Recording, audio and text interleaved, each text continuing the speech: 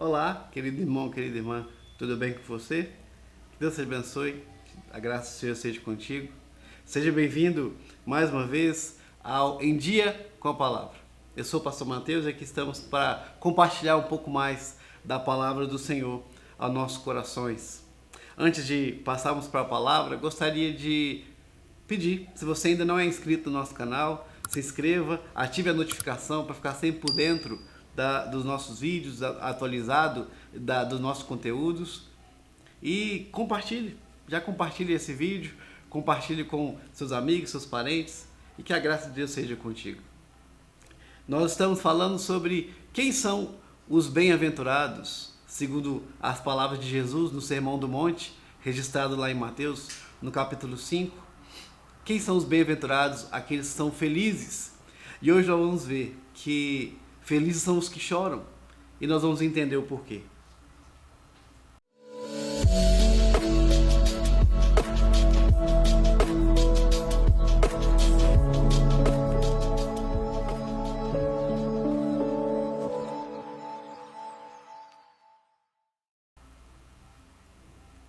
Lá em Mateus capítulo 5, verso número 4, ele diz: bem-aventurados os que choram, porque serão consolados. As pessoas choram por muitos motivos, muitas razões. Não sei se você tem costume de chorar.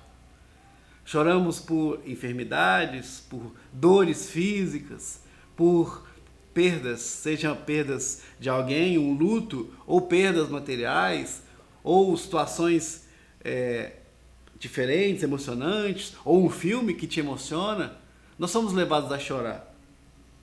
No entanto, esse choro aqui registrado na segunda bem-aventurança tem a ver com algo que já foi falado na bem-aventurança anterior, sobre os humildes de espírito. Como nós vimos, os humildes de espírito são aqueles que se reconhecem como pecadores, indignos da graça de Deus.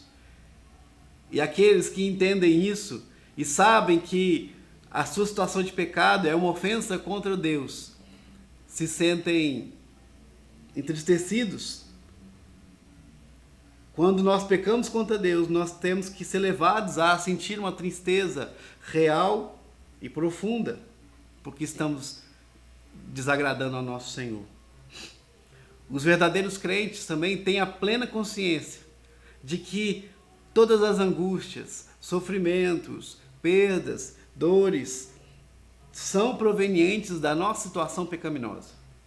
Podem ser uma consequência por um pecado, ou a consequência, ou só simplesmente da nossa situação de pecado, não de um pecado pessoal. Talvez nós não tivemos algum pecado, mas sofremos as consequências de algum por causa da queda, por causa do pecado original, que lá em Adão trouxe para toda a humanidade as consequências da morte, do pecado, da queda. E todo o sofrimento veio após a queda de Adão. E nós, como verdadeiros crentes, nós temos que entender isso. E temos que lamentar, que chorar por essa situação de pecado, essa situação tão miserável em que a humanidade se encontra por causa do pecado. Quando nós entendemos isso, nós temos que lamentar pela situação tão depravada e miserável que nós vivemos, e toda a humanidade vive em pecado contra Deus. Nós somos levados a chorar. As tristezas, as dores, as angústias são consequências da queda, do pecado. E nós temos que entender isso. E nós temos que chorar sim. Nós vamos lamentar. Isso causa tristeza no nosso coração. Ver pessoas enfermas, pessoas que amamos doentes, acamadas, sofrendo. Nós passar por sofrimentos, por lutos, perder pessoas que nós amamos. Isso nos traz real tristeza. E é fruto do pecado. E isso tem que estar no nosso entendimento. Mas, como para toda bem-aventurança há uma promessa, para esta também há. Por que Por que que os que choram são bem-aventurados? O texto diz, porque eles serão consolados. A felicidade aqui não está no choro ou no entendimento da tristeza, das angústias, mas a bem-aventurança, a felicidade está no consolo que virá sobre aqueles que choram. Quando reconhecemos a nossa fragilidade, quando reconhecemos que esse sofrimento que nós passamos é causa normal, natural da vida por causa do pecado, quando nós sofremos assim, nós temos que olhar para um Deus que nos consola, que nos perdoa, pois nele há salvação, nele há perdão, nele há misericórdia, nele há graça. A palavra de Deus diz que Deus é o nosso refúgio e fortaleza e socorro bem presente na hora da angústia. E além disso, além de saber que quando nós passamos por angústias e sofrimentos e choramos, temos um Deus que nos consola, temos um Deus que nos conforta, que é nosso refúgio, fortaleza.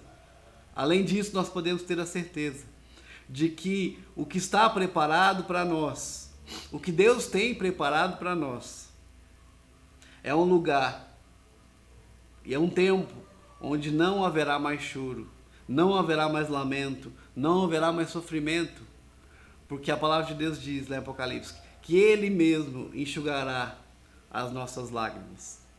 E esse lugar é a eterna presença de Deus.